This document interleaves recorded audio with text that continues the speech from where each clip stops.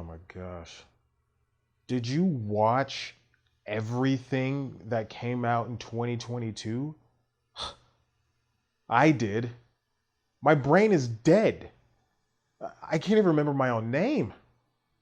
I can't even remember what show this is. The Constitutionals? Doesn't that mean pooping? Oh, God. I've made the worst mistake of my life. I mean, I had a good time watching everything, but I don't even know math anymore. Math!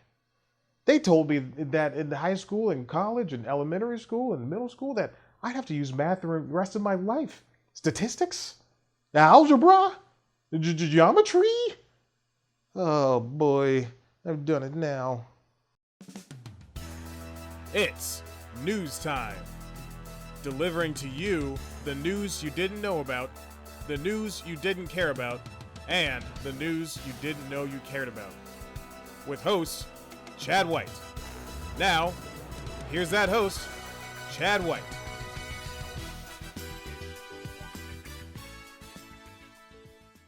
Welcome back to News Time. I'm your host, Chad White, and this is 2022 was a good year, I guess, for things and shows and movies that you didn't know about. 2022 is over, and yes, I understand that it is February 2023, and I am catching up on recording News Times, but that's neither here nor there. All that is here and there is that, yeah, it was a pretty big year for television and movies. I mean, the award shows came back, and theaters were bumping with hot movies like Top Gun Maverick, and TV was bumping with hot TV shows like Wednesday. But there was a lot to watch. There was a lot to watch.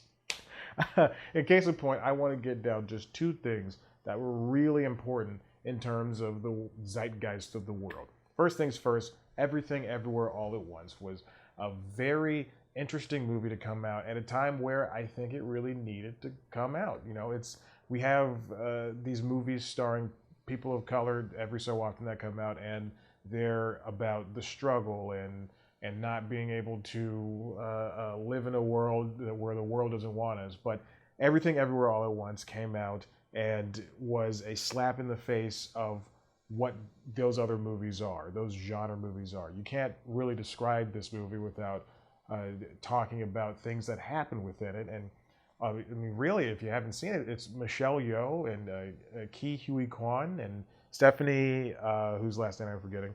I think it's Stephanie Sue or Stephanie Tsai. Let's see. Everybody's doing the best that they can do in a movie that is just fantastic. Stephanie Sue, I was correct. Ah, ha, ha, ha. It's a great movie. The Daniels that directed, that's their names, did a fantastic job telling a mother-daughter tale that spanned the test of time, the test of everything in the world, and it's so beautiful and sad and funny, like just a very funny movie, and really that's its staying power. You know, everybody's gonna come back to that movie in a couple years and you should go, yeah, this movie deserved all the accolades, as opposed to, you know, something like I don't know, Emancipation, that really just falls into the machinations of this is an Oscar movie, and we're going to show you why.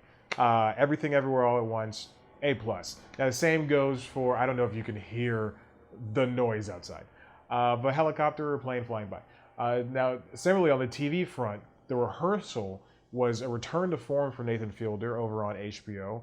It brought everything, all the elements of his show Nathan For You on that came from Comedy Central, and just upped it to the nth degree. It was fantastic to see a social experiment, a show start out as a social experiment and turn into a personal story.